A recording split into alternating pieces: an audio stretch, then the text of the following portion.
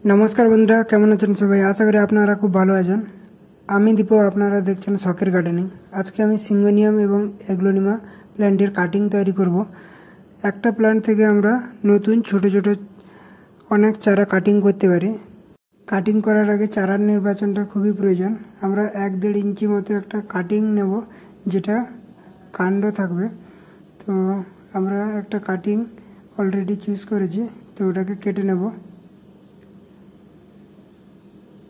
এটাকে কোনো sharp knife দিয়ে কাটতে হবে। আমি ব্লেড দিয়েই ভালো করে কেটে নিয়েছি। কাটিংটা কিছুটা এইরকমই হবে। তো হালকা একটু শেকড় আছে, শেকড় না থাকলেও আমরা নতুন চারা তৈরি করতে পারি। আগের দিন কিছু এগ্লোনিমা প্ল্যান্ট আমরা কেটে বালির মধ্যে লাগিয়েছিলাম। তো আজকেও দেখাবো কিছু এগ্লোনিমা প্ল্যান্ট আমরা কি করে নতুন চারা তৈরি করতে পারি এবং আমাদের বাগানটিকে খুব সুন্দরভাবে সাজাতে পারি। তো একই রকমভাবে সিঙ্গোনিয়াম গাছগুলো আমরা কেটে নেব এবং তা থেকেও আমরা নতুন চারা তৈরি করব।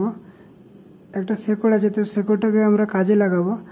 আমরা শেকড়ের নিচ থেকে কেটে ডাইরেক্ট মাটিতেও বসাতে পারি টবে।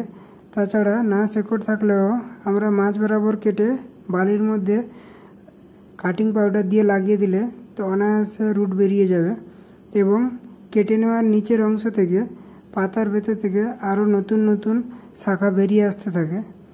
তো আজকে আমরা এই দুটো কাটিং লাগাবো। তো আমি চলে এসেছি আমার বেডে। তো আমি এখানে ফ্রেশ বালি রেখেছি। বালিটাকে প্রথমে সুন্দর করে ধুয়ে নিতে হবে। পারলে ফাঞ্জিসাইডে ভালো করে ধুয়ে নিলে খুবই ভালো হয়। তো আমরা কাটিং পাউডার লাগিয়ে বালির মধ্যে পুঁতে দেব এবং সকাল বিকেল জল দেব ময়েশ্চার চেক করে করে। এইভাবে আমরা সিঙ্গোনিয়াম গাছটাকেও লাগিয়ে দেব বালির এক সাইডে। আপনারা চাইলে আপনাদের বাগানের চারা এই সময় বাড়িয়ে নিতে পারেন, কারণ এই সময় কাটিংগুলো খুবই সাকসেসফুল হয়।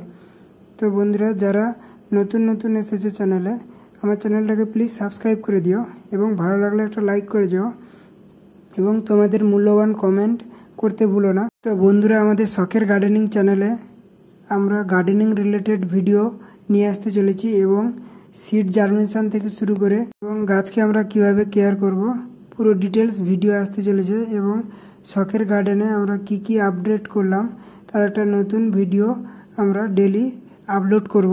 তো প্লিজ বন্ধুরা সাপোর্ট করো বেশি বেশি করে। এখন আমি একটা মাটি প্রস্তুত করে নেব। হ্যাঙ্গিং প্ল্যান্টগুলো লাগাবো একটা টবের মধ্যে। তার জন্য আমি মাটিটা ভালো করে প্রস্তুত করে নিচ্ছি ভার্মি, কোকোপিট এবং মাটি দিয়ে। তো এইভাবে আমরা গাছটিকে লাগিয়ে দিয়েছি এবং উপর থেকে কিছু মাটি অল্প করে আমরা ছড়িয়ে দেব যাতে রুটগুলো মাটির মধ্যে চলে আসে। এইভাবে ঠিক আস্তে আস্তে করে আমরা গাছটাকে লাগিয়ে দেবো এবং আরেকটা চারা আছে যেটার ভেনগুলো ব্ল্যাক কালারের, তো ওটাও আমরা টবের মধ্যে ভালো করে বসিয়ে নিয়েছি। কিছুদিনের মধ্যেই চারাগুলো বেড়ে উঠেছে, এবার আস্তে আস্তে করে টবের নিচে ঝুলতে থাকবে। তো আমরা এটাকে সুন্দর করে সাজিয়ে দেবো। তো বন্ধুরা, আজকে এতটাই। ফের দেখা হচ্ছে নেক্সট কোনো ভিডিওতে। তো বন্ধুরা, সবাই ভালো থেকো, সুস্থ থেকো।